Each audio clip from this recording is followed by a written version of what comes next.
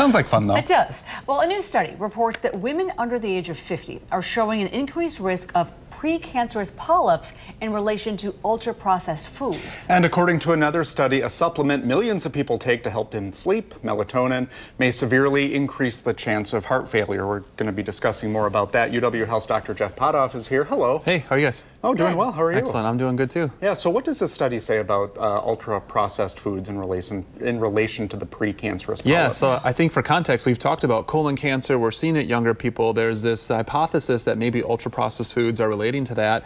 This kind of builds on that. So, this is a study of young people in their 20s to their 40s who filled out a survey every 4 years about their diet. So, 29,000, mostly women, and then they had a colonoscopy done before age 50. And what you find is that those women who had higher percentages of ultra-processed foods in their diets, 1.5 times more likely to have adenomas on their colonoscopies. Now, not all adenomas turn into cancer, but most cancers do start as an adenoma. So not causative, we don't know for sure it's the ultra-processed foods, but kind of like another log in the story that says ultra-processed foods, maybe not that good for us.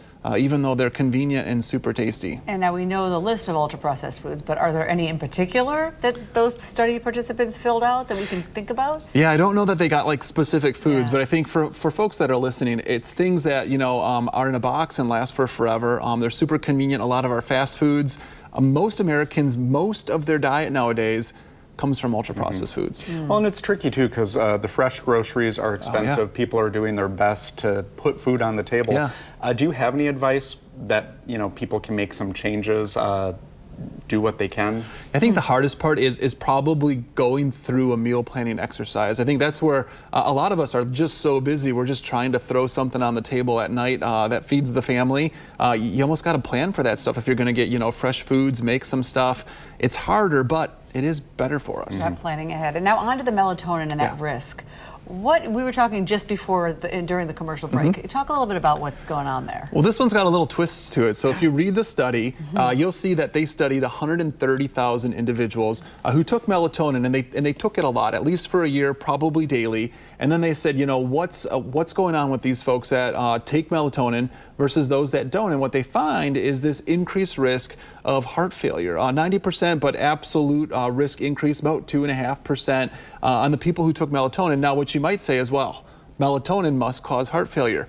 Probably not. It's probably the underlying insomnia that you're trying to treat with the melatonin that leads to high blood pressure and all these other things that then eventually lead to heart failure. So the message isn't so much, you know, avoid melatonin at all costs. The message is if you find yourself with insomnia to the point where you're taking melatonin a lot or other sleep aids, talk to your doctor about it because the insomnia could be setting you up for health problems down the road. How do you know when it's insomnia versus just I'm having trouble sleeping? Yeah, that's a great question. I think all of us have nights where we can't sleep. I think if you're having difficulty falling asleep, you know, more than 3 nights a week or something like that, certainly talk to your primary care doctor. And then sometimes they'll do some sleep mapping, do some sleep hygiene, try to get you on track. But if not, there are other therapies that they can use. And what are those? Any ideas? I know stay off your phone would be one. Yeah, It's a lot harder. I think a lot of it's environment. So you want to avoid having the phone or the TV in the bedroom. Guilty here. Yeah. Keep the temperature down. That helps a little bit. Try to go to bed and get up at the same time. These are easy things to say, harder to do.